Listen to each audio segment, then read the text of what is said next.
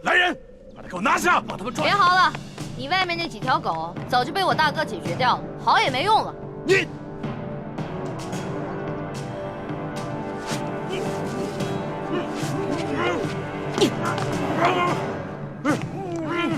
爷爷，咱们不能把银子都给他们留下来，把银子全都抬出去，交给李护卫发放给灾民。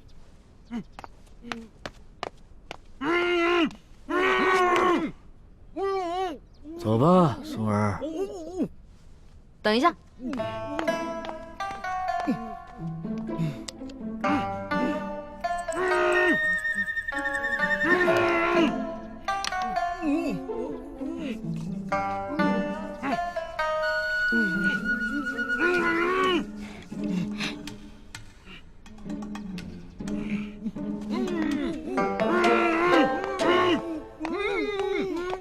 爷爷，我想了想，应该在这几个禽兽不如的东西脸上留点墨宝，也相当于给刘德昭那个狗官下了战书了。意下如何？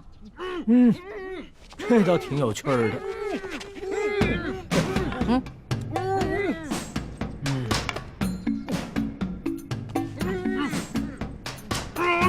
别动！再动的话，拿刀在你们脸上刻字了啊！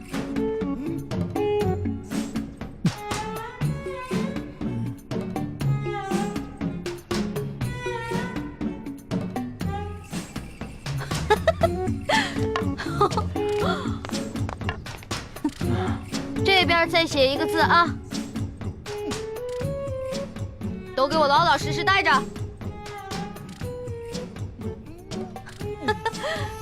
好了。哎呀，不错不错，写完了。行了行了，别鬼叫了。知道我爷爷是谁吗？告诉你们，我爷爷的字那可是价值连城的，最好在你们脸上永远不要洗掉。给你们还有刘德昭敲个警钟，知道吗？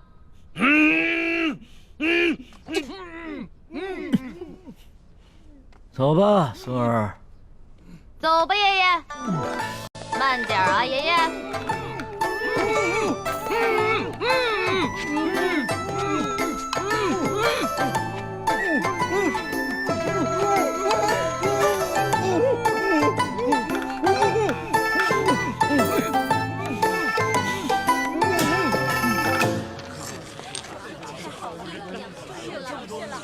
谢谢你，谢谢，谢谢。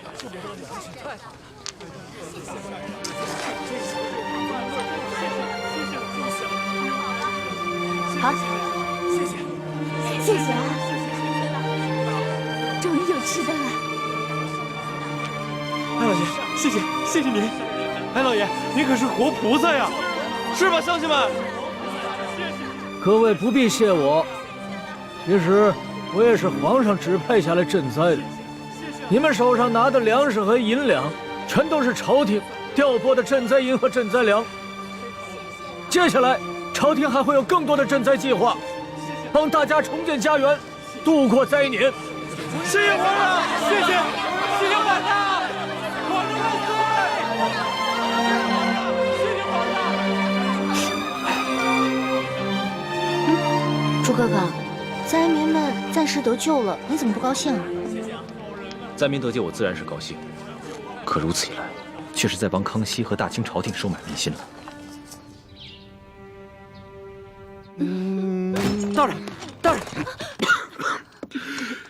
什么呀？你们这是？老爷就不能有点自己的时间吗？大人，舅老爷的库银被盗了。你说什么？银库被盗了？不仅被盗了3万两银子，还有1000担的粮食，也被那帮人分给了灾民。待卑职得到消息赶到码头时，那帮人已不知去向。消气，这些刁民，这是要造反呢！去看看。老爷。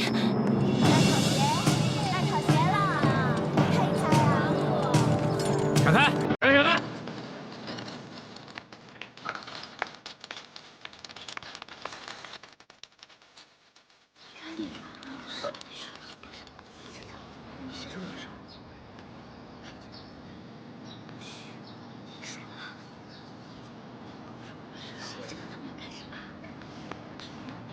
老爷，老爷，老爷！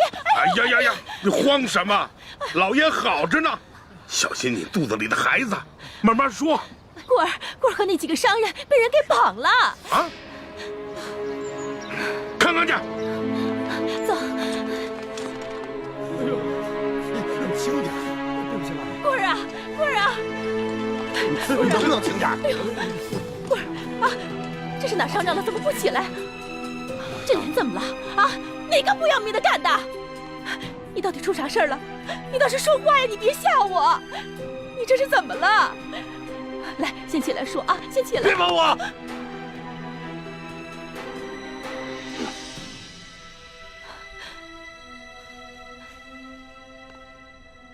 棍儿啊，怎么回事？谁干的？星爱，以前没打过交道，京城来的客商，看见了吗？看见我的脸了吗？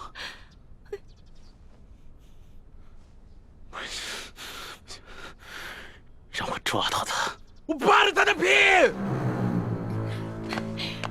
刘德昭，这事你必须得给他做主！你看看，你看看，你看看他这脸，这脸都成这样，他怎么见人？他怎么活呀？你什么时候受过这样的委屈？什么时候被人这样欺负过？我跟你说，这事你要是不给他做主，我跟你说，以后你就甭想来了！别要！好了，成何体统啊！有事回家说去。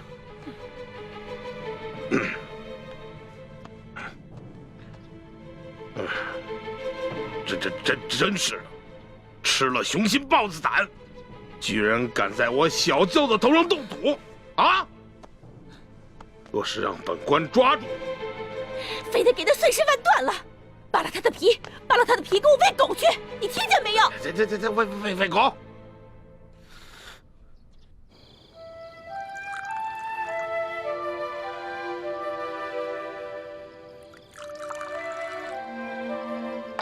娄小弟，这杯酒我敬你，谢谢你为了老百姓，肯跟我们一起铤而走险。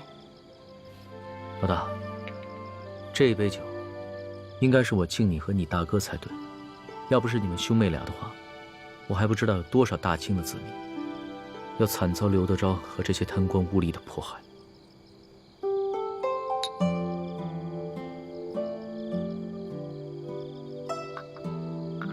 我现在一想到刘德昭跟裘贵那副嘴脸，肯定十分狼狈，我就觉得特别好笑。可是我笑不出来啊！这次出巡以来，我见到了太多平常在宫里连想都不敢想的事情。我在想，如果我们大清的官员每一个都如此贪赃枉法的话，那我们大清的江山还能长久吗？看到那些灾民收到一点点赈济的银两，就三呼万岁。说实话，我很震撼，也很惭愧。我们大清的百姓是多么的善良，对官府的要求是多么的低微，而我们这些身居高位的人是多么的失职。娄小弟，为了刚才你说的这番话，我再敬你一杯。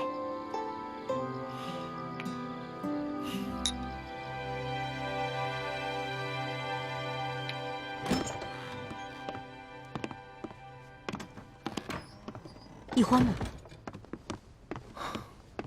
康熙心情大好，拉着易欢陪他喝酒。他们现在正在院中饮酒赏月呢。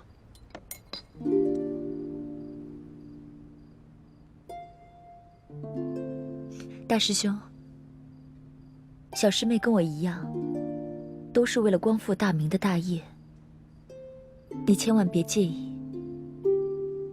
我知道，我会克制我自己的。太子，其实这次的行动我是一直不同意的，但是你却一意孤行。一来你们出生入死，倒是帮康熙收买了民心；二来你在康熙面前暴露的太多了。虽然康熙表面上嘉奖于你，但是内心也难免不会对你和易欢起疑心啊。我明白，但是我别无选择。康熙身为大清的皇帝，为了灾民都可以去冒险一搏。如果我为了一己私利而畏首畏尾的话，那在欢妹的心里，她会怎么想我？奕欢怎么想你和康熙，这并不重要。你所做的那么多，难道就是为了讨一个女人的欢心吗？你别忘了你的身份，你是大明最后一个太子。我没忘，我也不是为了讨奕欢一个人的欢心。六师傅，就如康熙为那些饿死的灾民落泪一样，那是他身为当今天子的良知。而我作为大明最后一个太子，如果连这点良知都没有的话，那我还有什么资格去跟康熙争这个天下？师父，大师兄说的对，正因为他是大明的太子，他才必须心怀天下呀。幼稚！这古往今来，有谁打天下靠的是妇人之仁？想要心怀天下，那我问你，你怀的是谁的天下？是爱新觉罗的天下，是大清的天下。你想要心怀天下，就必须要先打下天下，你才有这个资格。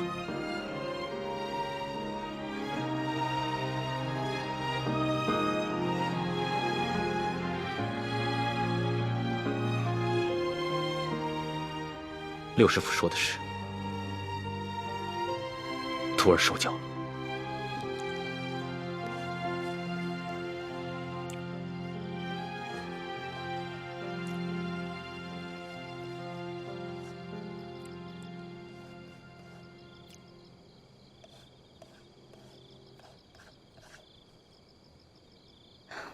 龙小弟，你可认得此字？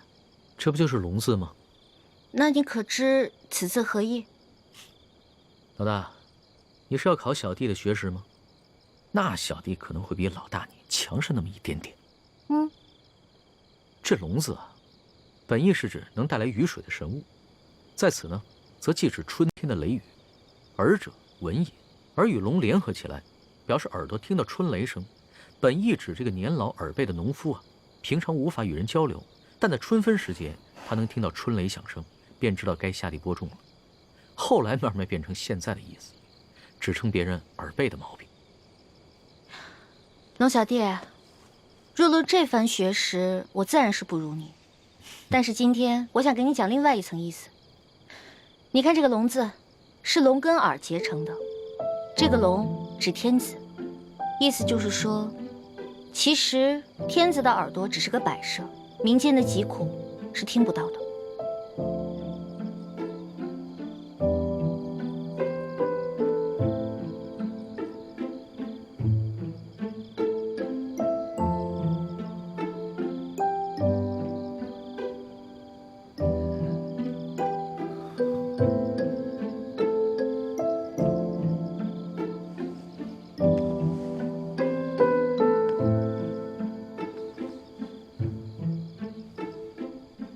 多谢老大指点，对小弟来说，犹如醍醐灌顶，顿生觉悟。此次出巡以来，我这双耳朵总算是打开了。等我回了宫以后，再也不会让我这双耳朵变成白蛇。龙小弟，一言为定。为了你这句话啊，我再敬你一杯。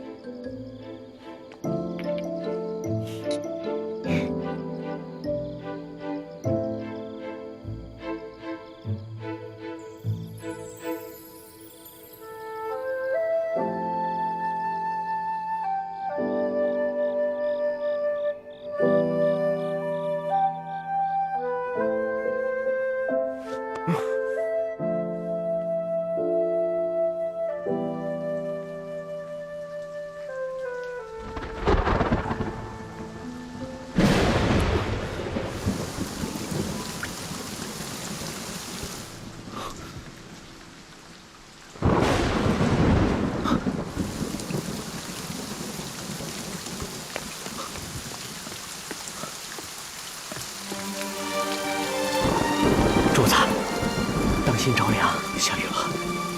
下雨了，而且雨势还挺大。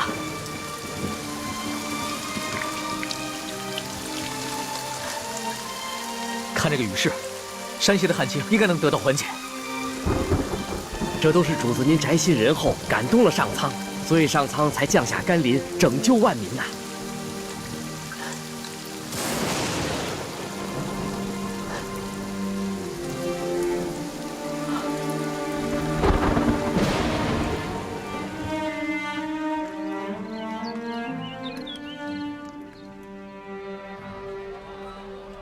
想不到这场雨一下就是3天，真是一场及时雨啊，缓解了山区的旱情。这场雨虽然缓解了旱情，但是错过了播种的季节，灾民们仍然需要救济。我知道，我会让朝廷继续赈灾，让灾民们平安度日，直到下一个收获季。龙小弟，看来你这双聋耳真的打开了，能听见民间疾苦了。主子，咱们还是少在外面走动吧。前些日子发生那么大动静，一定会惊动官府。索大人出去调兵，不知道什么时候才能回来。万一在这个时候发生什么意外的话，那可不得了。我想看一看刘德昭他们会如何行动。再说了，那日我们都易容了，他们认不出来。就是嘛，你要对我的易容术充满信心。主子，你看现在街道上，这个灾民比以前少了很多，多半是他们领到了钱粮，又看到旱情得到了缓解，所以都回家去了。只是这些钱财还完全不够，有一些住得偏远的灾民，还有一些老弱妇孺，就完全没有得到救济。主子，像那样的行动可一不可再，还是等索大人调兵回来，拿下刘德昭这个贪官，再安排可靠的官员，严格执行朝廷的赈灾计划，才是长远之计。说的有道理。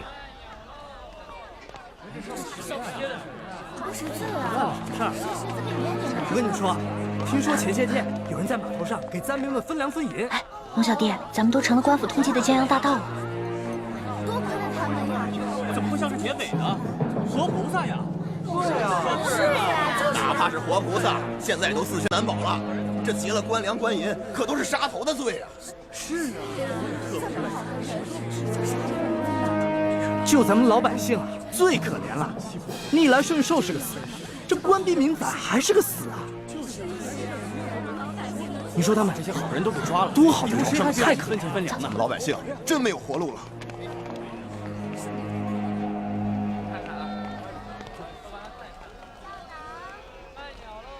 待我回宫之后，一定要将刑部那些盗案发回重审，只有那些真正打家劫舍的盗案，才判死罪，而那些被无良贪官逼得走投无路的囚徒，全部从轻发落。龙小弟，你简直太圣明了！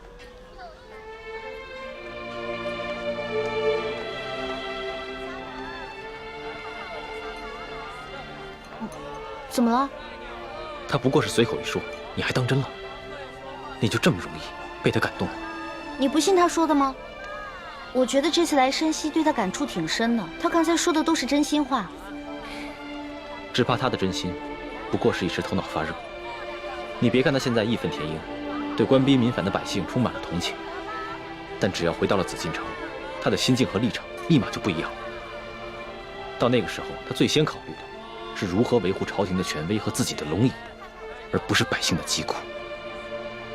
朱哥哥，你这么一说，我心里怎么那么失落跟害怕呀？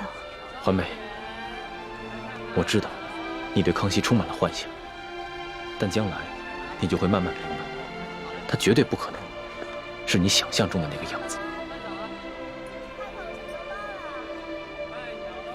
让开，让开！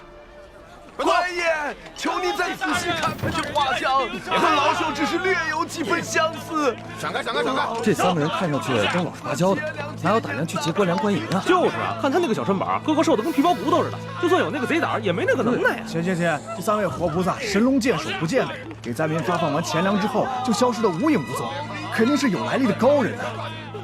就这帮饭桶，只知道欺压老百姓，他们哪有本事去抓人呢？就是啊。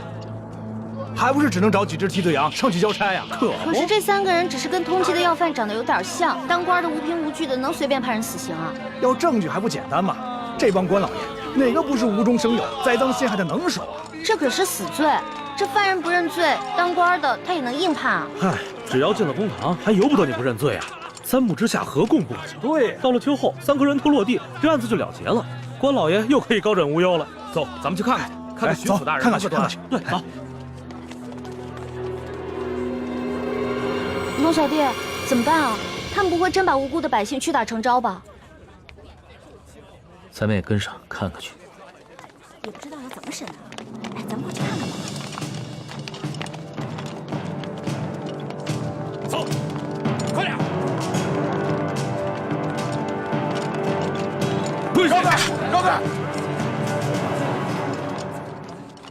主子，现在怎么办？临出来之前，为了预防万一，我把那道圣旨带了，要不然以钦差的身份进去问一下。不急，咱们先看看这个刘德昭怎么办这个胡乱。这也不让我们进呐！走。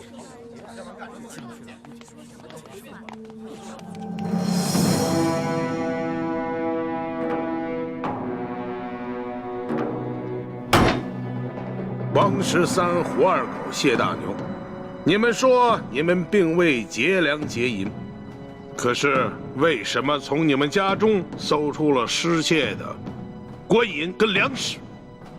讲！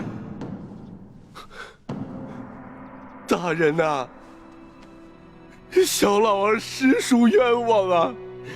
那些粮食和官银，不是官府赈灾分给咱们灾民的吗？那爷在码头娶了好些个灾民，每人都分到了1斗粮食和1锭银子啊！大人，大人，小人更冤枉啊！那夜小人听说有活菩萨要在码头上给灾民们分钱分粮，本想赶着去的，不料小人的娘子摔了一跤，把怀了3个月的孩子划掉了。等小人安顿好娘子，赶到码头，银子和粮食早就分光了，活菩萨也不知去了哪里。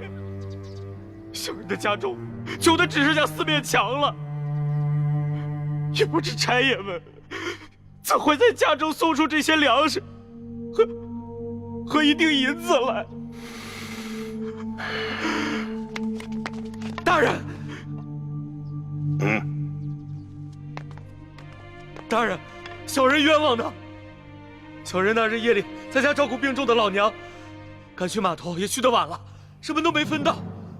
哦，今早有人拿着画像在小人家门口望了几眼，问了小人几句话，随后那人便送了小人1袋粮食和1锭银子。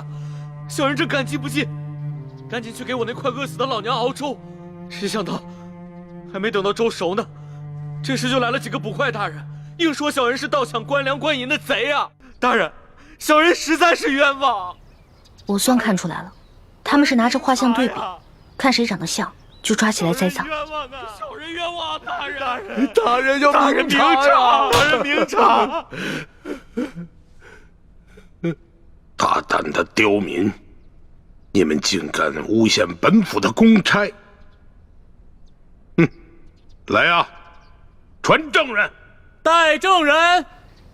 这架势我看着都害怕，何况寻常老百姓呢？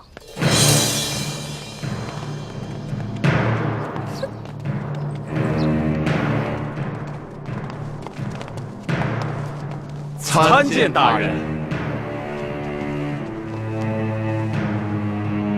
好了，都起来吧。谢大人。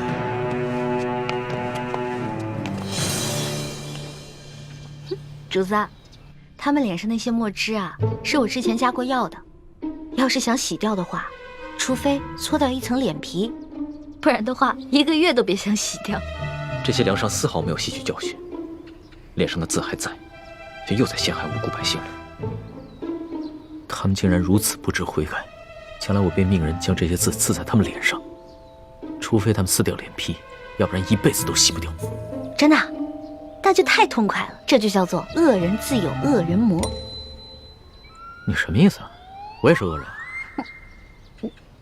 我不是那个意思，我的意思是说，古往今来哪个皇帝不杀人啊？一句话不就血流成河吗？难道不是最大的恶人？环美，就算主子说了，在宫外可以畅所欲言，但你也不能不知轻重，胡乱说话。龙小弟嘛，宰相肚里能撑船啊，更何况你是皇上，所以你肚里可以撑100只、1000只，可以撑上万只啊，所以你肯定不会跟小女子计较的，对不对？哎，行了，别说那么吵，我都听不清公堂上的动静了。哦，你们几个证人，认一认前面这3个，他们可是那日打劫你们的匪徒。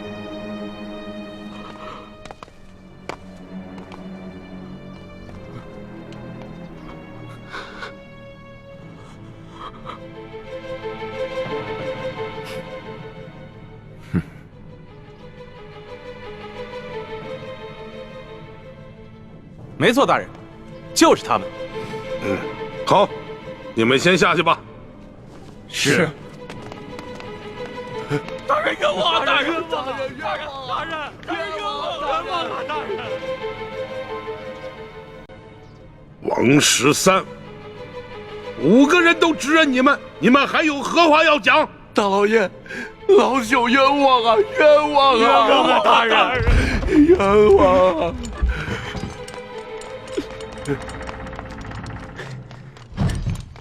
大人，这是我等从那3人家中搜出的迷药。这些迷药和迷刀府中守卫的那些完全一样。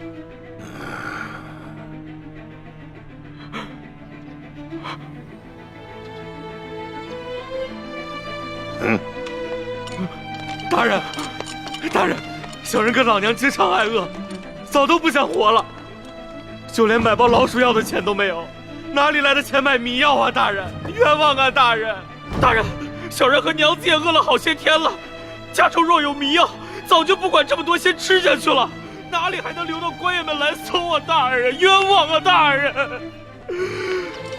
大人，大人，卑职刚刚在高级药铺调查到，王13前些日子曾去药铺买过药材，这些药材正好可以配出强效迷药。这是高级药铺掌柜高老师的书证，大人请过目。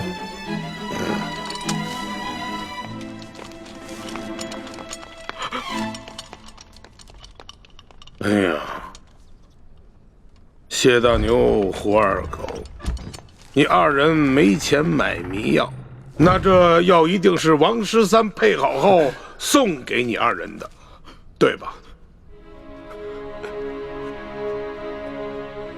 冤枉啊！大人，冤枉啊！大人，小人根本就不认识什么王13啊！大人，是啊，小人到现在都不知道您说的王13是谁呀！大人，冤枉啊！大人，大人，冤枉啊！大人，老爷，小老儿前些时日确实到高级药铺买过药，只是想配一些迷药药兔子，怎敢拿这些药去药人呢？大老爷，我更不曾把这些药分给2个不认识的人呢，大老爷。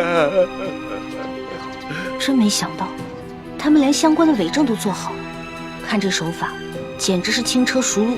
看来，他们早就商量好了，如果找不到我们3个，就要拿这3个无辜的百姓顶罪。你们这些个刁民啊，人证物证俱在，还敢抵赖？冤枉啊！大人，冤枉！还不赶紧给我速速的招来！你们是如何勾结江洋大盗，盗取府库官银的？大人，小民冤枉啊！明察呀，大人！一群刁民，刁民！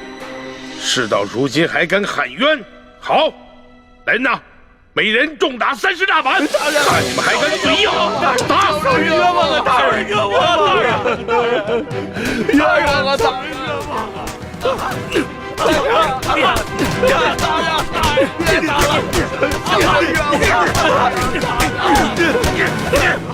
大人，小人冤枉！大人，冤枉啊！大人，这个狗官，看来刘德昭是铁了心要将这3个百姓屈打成招了。主子，我实在看不下去了，我必须要阻止他们。来，我眼下好歹也是奉旨查处书剑一案的钦差大臣，纵然无权过问山西的地方政务，但刘德昭应该也不敢把我怎么样。这样吧，你先去击鼓鸣冤。是。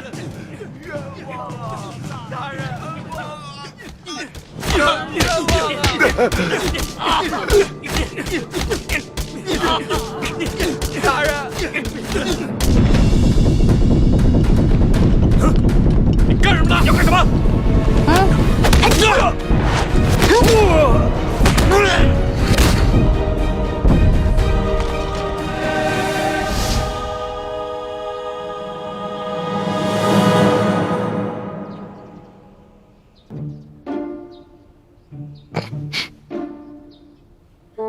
龙小弟，武功长进了吗？那是，跟了老大这么久，总得学点本事不是？干什么？你们干什么？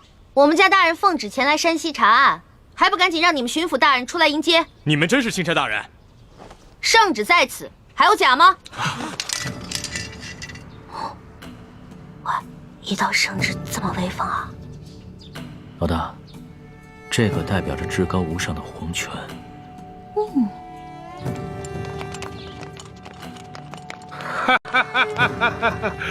龙大人，刘德昭恭迎钦差大人。早就听说龙大人到了舒大人的府上，本该前去拜会，只是公务繁忙，实在是走不开呀。早有耳闻啊，这山西旱情严重，刘大人一边忙着赈灾，一边忙着缉捕盗匪，确实是忙得很呐。龙大人此次来奉旨调查舒大人遇刺一案，不知办得怎么样了？今日龙大人来，可是想让本府助你一臂之力？确实是需要巡抚大人相助之处啊。本府定当全力配合。哎，不过龙大人，你也看到了，本府现在正在审理一起盗匪之案。不如这样，龙大人先暂时去我的后堂歇息，待本府办完此案之后，再到后堂听龙大人通报舒总兵遇刺一案的案情如何？刘大人，这3天前夜里发生的重大盗匪案，没想到今日就抓到了匪徒，刘大人的办案效率实在是让我钦佩。刘大人，不知本钦差是否可以在此旁观刘大人审案呢？龙大人呐，你不过是奉旨来查办舒总兵遇刺一案的，这盗匪之案呢，与舒案呐，没有任何之相关联。哎呀，若是要旁听的话，不太合适吧？刘大人，本钦差只是旁观而已，绝不干扰刘大人办案。再说了，等本钦差回了宫以后啊，这皇上问起在山西的见闻，我也好将刘大人的这高效办案的美名上达天听啊！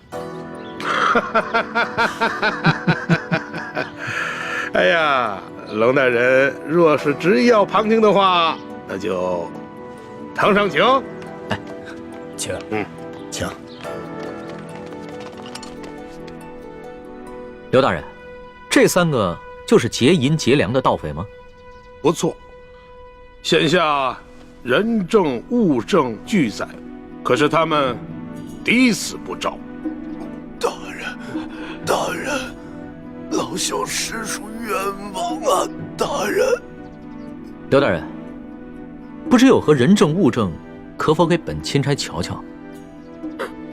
龙大人，你可是奉旨前来查办舒总兵遇刺一案，好像这个案子与你的案子没有任何关系吧？你只静静的旁观就好了。这具体的案情，本府无可奉告。王13、谢大牛、胡二狗，你们现在可冤招了！冤枉啊！大人，冤枉啊！小民冤枉啊！好一帮刁民，看来不动大刑，尔等是不会招供的。来呀！大刑伺候！大人饶命啊！大人，冤枉啊！大人，冤枉啊！冤枉啊！大人，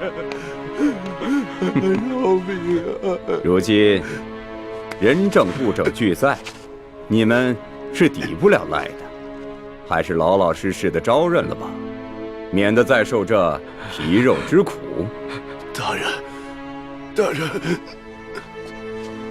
老朽自打进了这个公堂，我就知道我不可能活着出去了。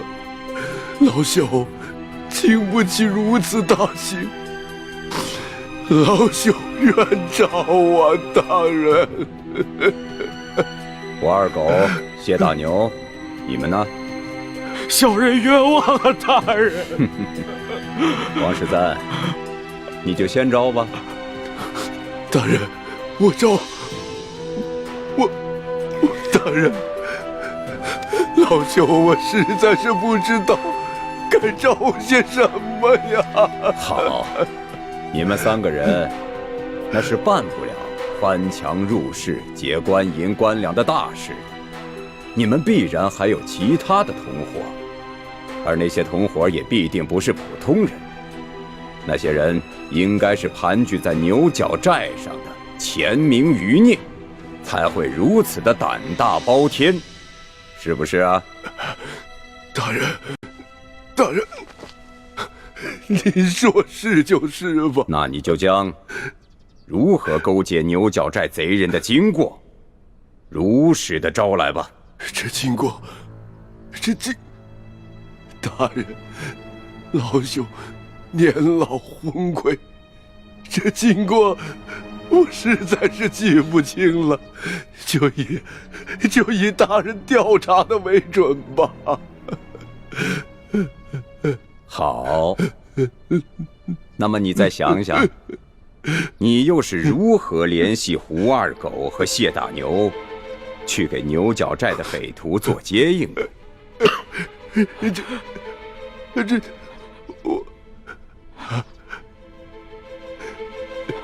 这位老伯，你我素不相识，你要认罪是你的事，可不能胡乱拍咬我们呢。前日我家娘子刚刚流产，还等着我回去照顾她呢。这位老伯伯，我家里还有瞎了眼的老娘等我回去照顾，这盗抢官粮官银，可是死罪啊！大人，老朽无儿无女无家产，我死不足惜。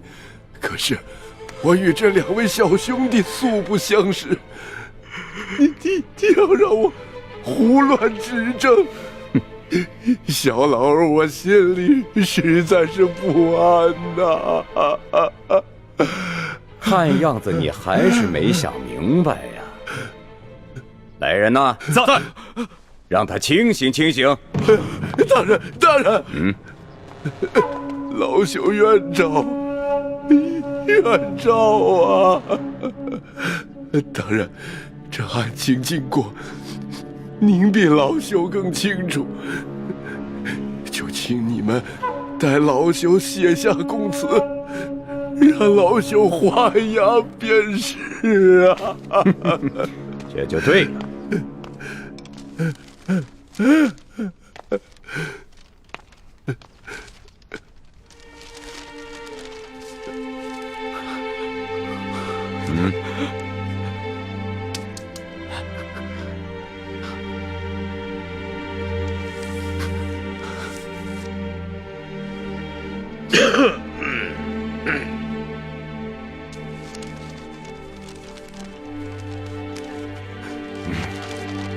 来人呐，在，把王13押下去。是。大老爷，走，你们关闭民反呐！胡二狗、谢大牛、王13都已经招了，你们还要顽抗吗？罢了，胳膊拧不过大腿，被砍头也比这么活着受折磨的好，反正都是个死。小人愿招。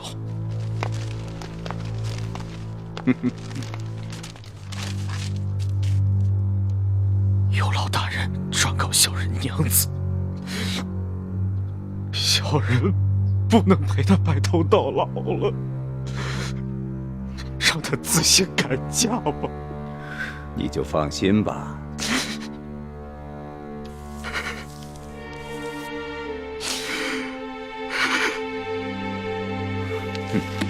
来人，在，把胡二狗带下去。是。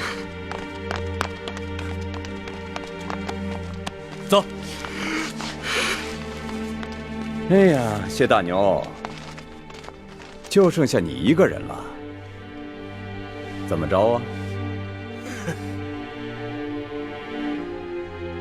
你们这些狗官，简直丧尽天良！就算你们有本事瞒得过朝廷，瞒得过皇上，你们也瞒不过老天爷！住口！来人，走，把他的嘴给我塞上。是，慢着，贼什么嘴呀？他不是愿意骂吗？你让他骂。谢大牛，我告诉你，皇上远在紫禁城里，你就是把喉咙骂破了，皇上也听不见。现在呢，我就给你一次机会，你是直接画押呢，还是领教我这堂上诸般的刑法之后再画押呢？狗官，你不得好死！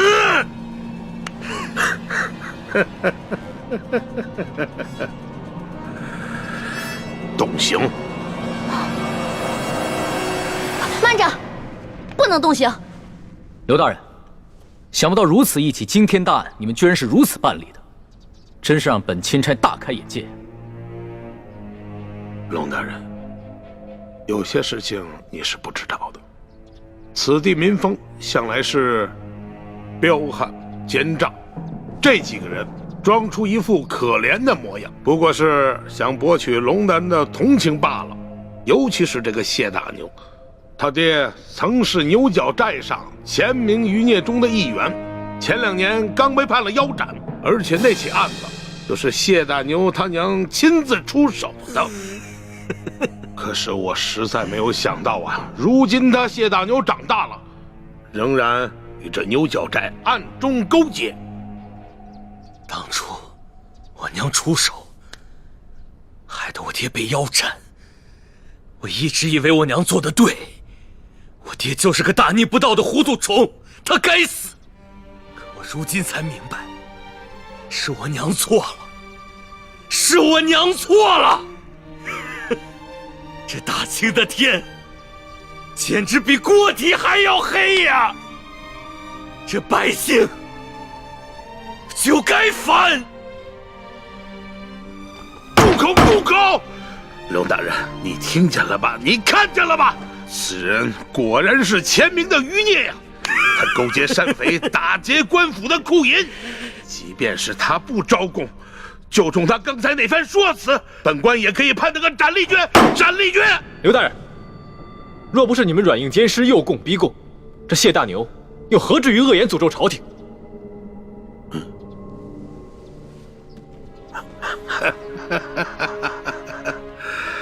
龙大人啊，这2位，一个是您的贴身丫鬟，一个呢是您的贴身护卫，算起来也是您的奴才。可是你今天看看，他们2个竟然敢在公堂之上对本府出言不逊。龙大人，你平时对你的手下是不是未免太放纵了一些啊？刘大人，这公堂之上虽应分尊卑，但更应该论国法。你这个审案的手段，的确让人无法苟同啊！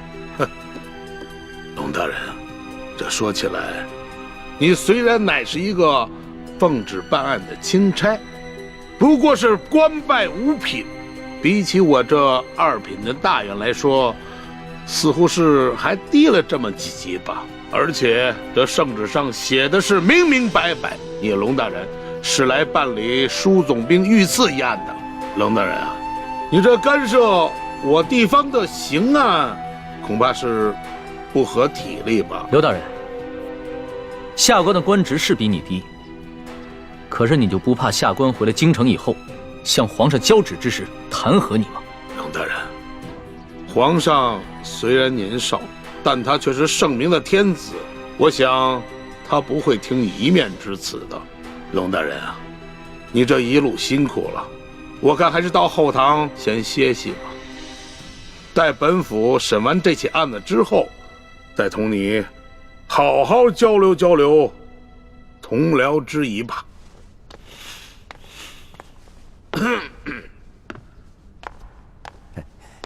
龙大人，请随下官到后堂歇歇吧。慢着，你们可知我乃是？龙大人还有什么话要说吗？主子，要不然您把密旨拿出来给刘大人看看吧。密旨？对啊，皇上不是给您下了一道密旨吗？让您调查舒总兵一案之时，顺便督查一下山西赈灾情况以及地方官员官风吗？哎呀，龙大人啊，实在没有想到啊，龙大人身上还有皇上的密旨啊！不知皇上的密旨现在何处啊？可否让本府看一看？这密旨？这密旨啊，让奴婢小心翼翼地藏在行李箱里了。主子，要不然您随奴婢回去取一趟吧。也好，刘大人请稍等一下，下官这就去取。那个龙大人，是否让本府派一队兵士护送啊？不必了。李护卫，你接着替本官陪审，顺便提醒一下刘大人，不要滥用酷刑啊。卑职遵命。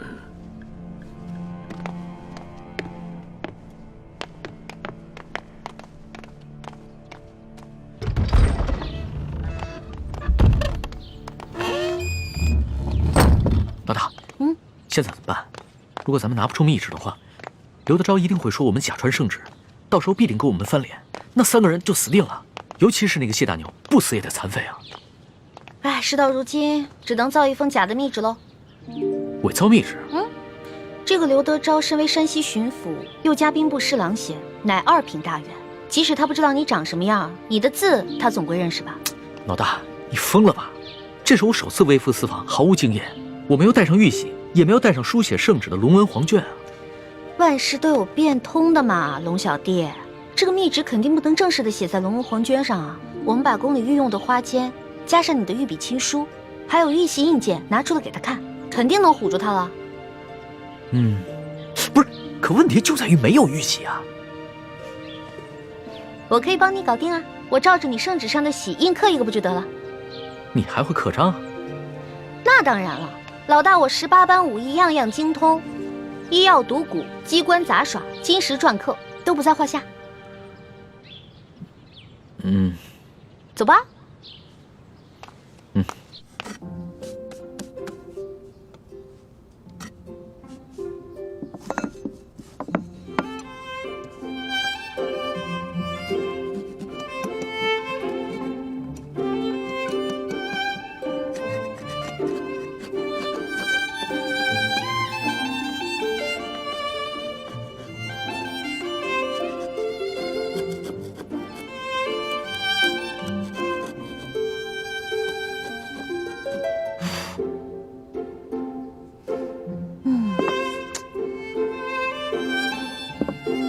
龙小弟，你看这样行吗？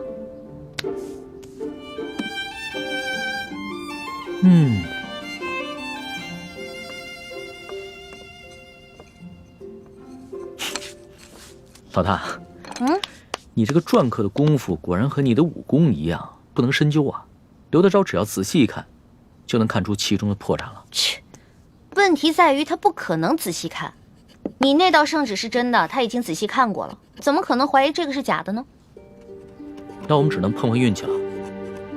刘德昭只要一看到这个密旨上的内容全部都戳中了他的软肋，必定就会心下大乱，不会仔细查看最后的印鉴了。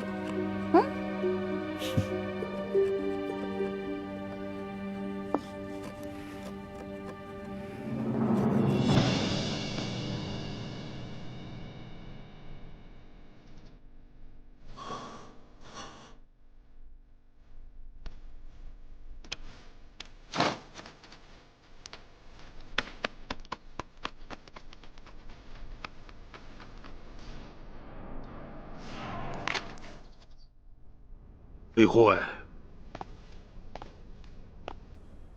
不知你家大人和令妹何时会回来呀？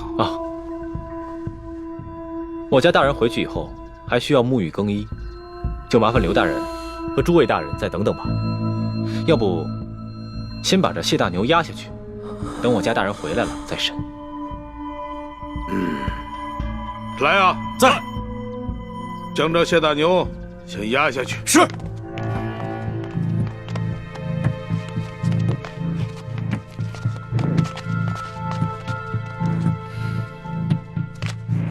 李护卫，不知你家大人是哪一年考取的功名，出自谁的门下？我家大人身份尊贵，恕卑职无可奉告。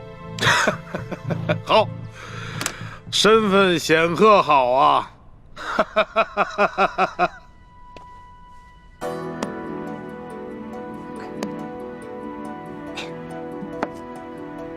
哇，大功告成！龙小弟，怎么奖赏我？奖赏？伪造官印已是杀头的大罪，这伪造玉玺是要诛九族的。龙小弟，什么意思啊？过河拆桥？我可是奉旨造假。我跟你开玩笑的。论到杀头的大罪啊，这几天我龙三犯的可不比你少。只不过老大，我真的很好奇，你到底是从什么地方来的？为什么会有这么多特殊的技能？我就是一个江湖混混啊，江湖小混混，自然要学得多一点，不然怎么混得开啊？对吧？相比于刘德昭啊，你更是让我大开眼界。亏你技艺不精，这个玉玺呢，你伪造的不能到以假乱真的地步，要不然的话，那可真就天下大乱了。龙小弟，我是不是做了什么忌讳的事儿啊？从此在你心里就记了我一笔了？没事儿，这要是别人呢，伪造玉玺，不管出于什么原因，我都不会轻饶了他。但是你嘛，我知道，你虽然天性顽劣，但是你一定不会做出什么让我不可原谅之事。虽然你嘴上这么说，但是我知道，在你心里已经对我有防备了。早知道我就不出这个馊主意了。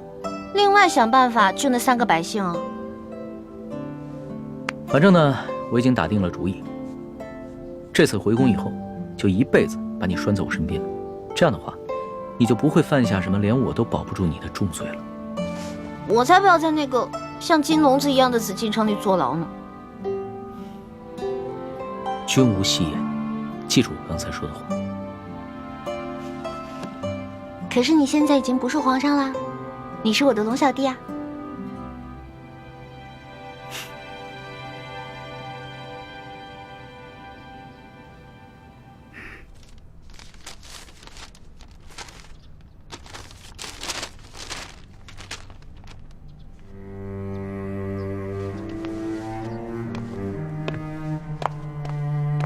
李护卫，待会儿等你家大人回来之后，还请您在你家大人面前替我等多多美言几句啊！啊！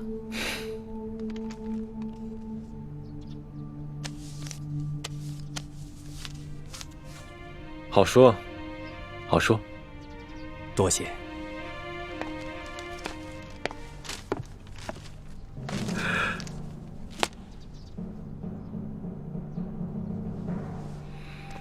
钦差大人到，圣旨下。皇上密旨到，刘德昭等一干官员接旨。臣刘德昭接旨。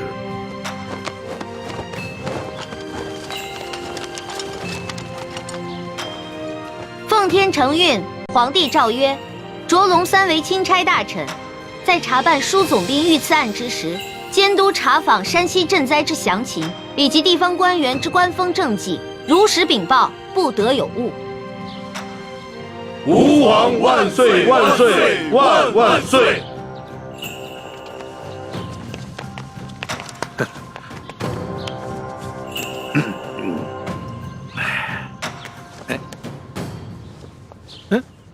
你，刘大人，这皇上的密旨可都听到了。这临出宫前啊，皇上再三叮嘱，一定要详查山西的赈灾详情，以及地方官员的官风政绩。那就有了各位大人多多配合了。哎呀，龙大人您就放心，我等自当竭尽全力的配合龙大人。龙大人这一路实在是辛苦了。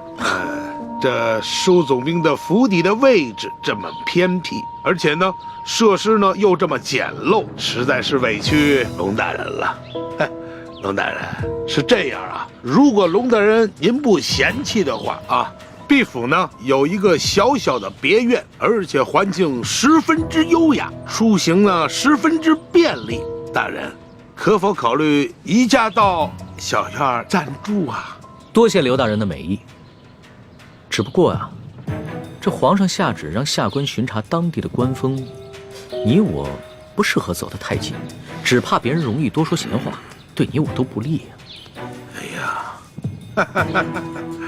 哎呀，龙大人，你看你啊，自京城远道而来，那是翻山越岭啊，太辛苦龙大人了。你看啊，你既然到了这里，那怎么着也得让我们这些地方的同僚尽一尽地主之谊吧。主子，咱们这几天在舒府，天天粗茶淡饭，嘴里都淡出鸟来了，不如就看看这刘大人有什么好东西招待我们。鸟的，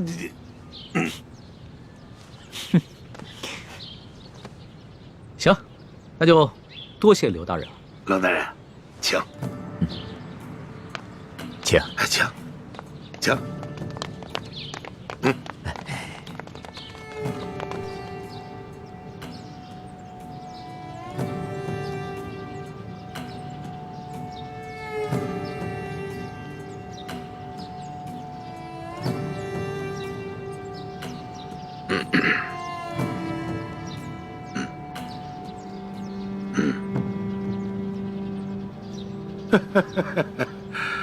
哎呀，龙大人啊，能够来此与我们这帮地方同僚小叙，实乃是我等荣幸之至啊！啊，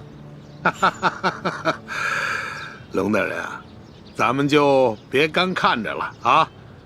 这些呢，都是毕府的小厨做的一些家常小菜，不知可否合龙大人的胃口？来，龙大人尝尝，尝一尝。刘大人，哎，你这一桌佳肴，不见寻常的鸡鸭鱼肉，全是些难得的山珍海味。刘大人啊，你这家常小菜可比皇上御膳的规格还要高啊！龙大人说笑了啊，这是夸奖我啊。是这样，有菜不能没酒啊。来，龙大人，尝一尝，这可是啊，来，自西域而来的葡萄酒，冰镇之后口感更佳。来，尝一尝。来，二位你们也随意。外面赤日炎炎，焦土千里，没想到刘大人府上还有这冰镇的葡萄美酒啊！不怕龙大人笑话，本府呢体胖怕热，故而呢在这家中多挖了几口冰窖，每到隆冬之时呢，就会大量的取些冰块，以度炎夏。刘大人，会享福。此次山西等省大旱，这皇上啊，在紫禁城里是食不下咽，寝不安枕，麻衣素食1个月之久，还赐龙血抄佛经，这才求得一场甘霖。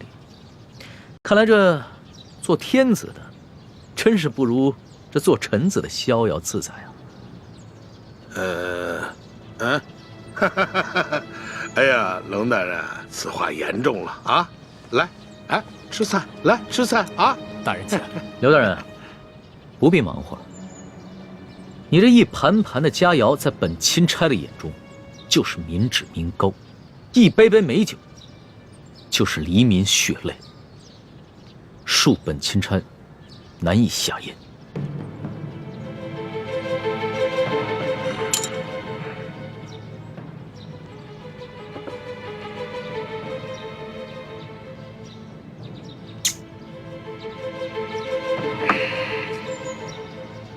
龙大人果然是忧国忧民呐！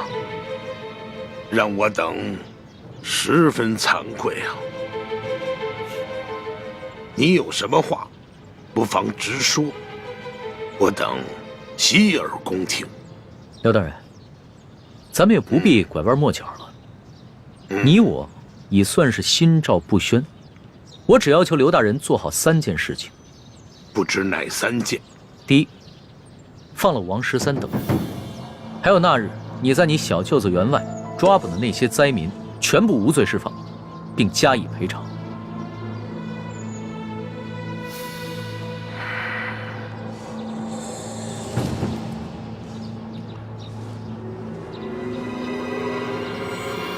好，这就去办。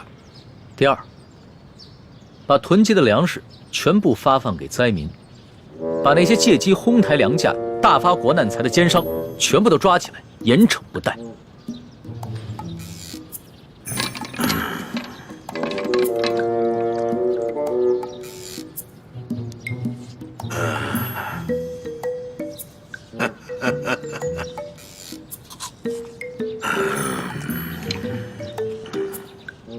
好，这就去办。第三，交出赈灾银两的账目，并打开银库，让本钦差一一核查清楚，若有短缺，你等自行想办法补上，然后再跟本钦差一起，把这些银两发放给灾民。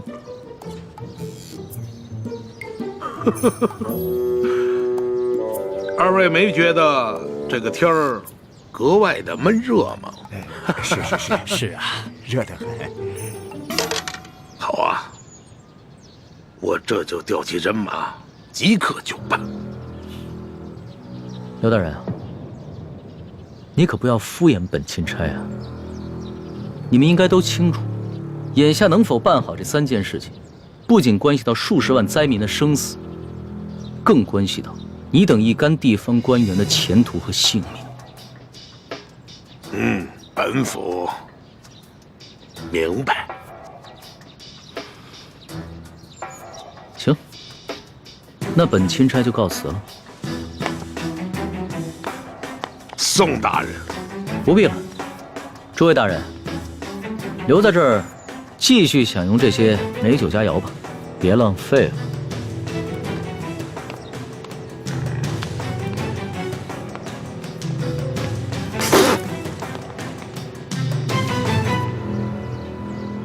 易欢，你真是太不知天高地厚了，居然敢刻假玉玺！你知不知道，你这可是犯了帝王的大忌。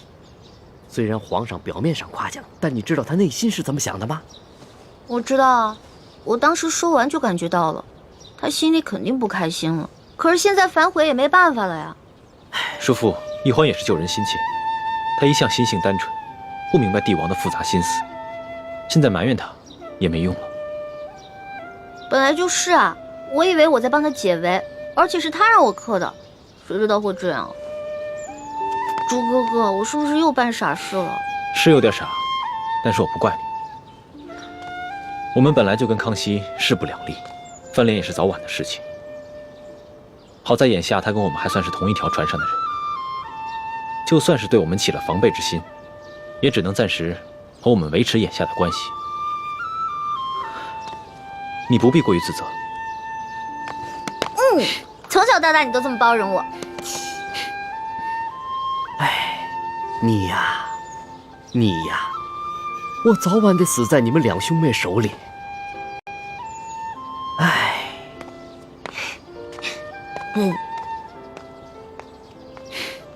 死在你手里。你呀，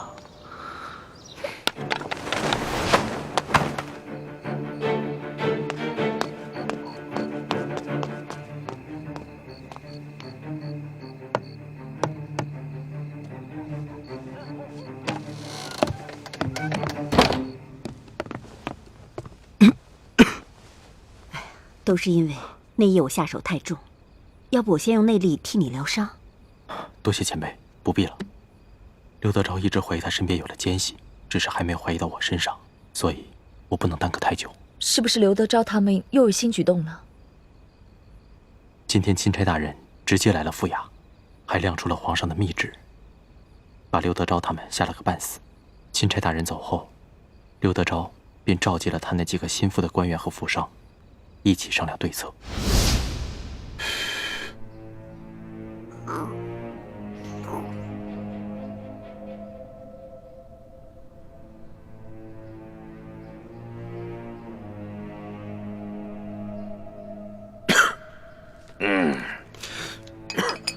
小官啊，你们几个脸上那个字儿还没洗干净啊？甭提了，也不知道那个姓艾的在墨汁里放了什么东西，我们搓了几天都搓不下去。是啊，混蛋！等我抓到了他，我非扒了他的皮。哼，坐着聊啊！都是我这些手下太饭桶了，到现在连那个姓艾的足迹都没有找到。卑职无能。行，姓艾的事情先放一放，我们现下当务之急，就是全力以赴的要对付这个钦差龙三。姐夫，你真要听那个姓龙的呀，把我们哥几个全抓起来？要真把哥几个抓起来，是去走走过场也都罢了，就怕这个龙大人啊，是存着杀鸡儆猴的心思，不肯见好就收就完了。对呀，是。还有那个赈灾的银子，你说咱们现在都吞到肚子里，消化了大半了，这怎么吐得出来呀？哎，吐不出来那也得吐啊，能吐多少是多少，不够的大家伙凑一凑。还有啊，这个龙大人一脸油盐不进的样子，看来是要跟咱们动真格的了。哼，这个龙三到底是个什么来头？我派去京城的探子，到现在也没有给我回话。我还真就不信了。这世上有不偷腥的猫吗？甭管怎么样，咱们先备下重重的厚礼，探探他的底儿啊！哎，对，没准他眼下的假正经，就是为了将来狠捞一笔。哎，还有，我看那个龙大人年纪轻轻，血气方刚，正是干柴烈火的年龄。你们府中谁还有没开包的绝色美人？哈，也别藏着掖着了，赶紧贡献出来。等把这厮弄上了咱们的船，先渡过了眼下的难关再说。啊？有吗？没有。有吗？没有。你有吗？没有。我有。我府上啊，还真有这么一位美人，不但人长得美，性子温婉，而且弹得一手好琵琶。哎，姐夫，我原本可是要孝敬你的呀。你小子，哎呀，任这美人如何的貌美天仙，我现在已经没有这种心情了。也罢，让这个美人去试一试龙三。哎，秋官啊，记好了啊，一定要查清楚这个女子的身份，不要再给我添乱子了。你放心吧，姐夫，她呀是一个孤女，我发现的时候都快饿死了，是我收留了她，锦衣玉食养着她，现在对我是感恩戴德，让她陪陪钦差大人，不为过吧？哎，不为过，就是。我想，二位一定也猜得出来，他们所说的这个绝色美人是谁吧？该不会就是婉心妹妹吧？正是。婉妹知道裘贵要把她送给刘德昭，她以为只要进了刘府见着我们便有机会私奔，所以这几日她在裘府不哭不闹，还假意奉承裘贵。我本想等我伤好了把她救出来，可没想到这帮禽兽居然想让她去侍候钦差大人。裘贵这个禽兽，早晚有一天我要亲手宰了他。刘德昭等人若是把舒婉心献给钦差大人，那他私自出逃，让人冒名顶替进宫之事就会暴露。所以我才急着来找你们报信儿，跟你们商量对策，但一直没找到机会，直到现在我才能偷偷溜出来。孟大哥，你还是来晚了。刚刚刘德昭的人已经接走了钦差大人，想来就是要行使这个计划了。什么？那如果钦差大人识破了婉妹的身份，而你是冒名顶替，那你和婉妹就都麻烦了。眼下之际，也只有我立刻赶去刘府，在舒婉心被献给钦差大人之前，把她给劫走。好，那我现在就回去，暗中协助你们，希望一切还来得及。好。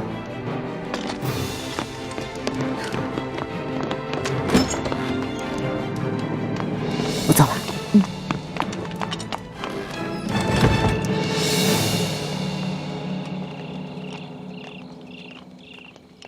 钦差大人，我家大人有要事要和大人商量，还请大人独自入厅，随行人员且留在厅外等候。那可不行，我是龙大人的贴身护卫，不能离开大人半步。哎，无妨。刘大人这么晚叫我过来，肯定是有好事，不会有什么危险的。你们就先在外面等着吧。哎，你那件背心穿了吗？主子，跟刘大人有事好好商量，千万别翻脸哦。你这么关心我？哎呀，我知道了，现在还不是翻脸的时候。大人这边走。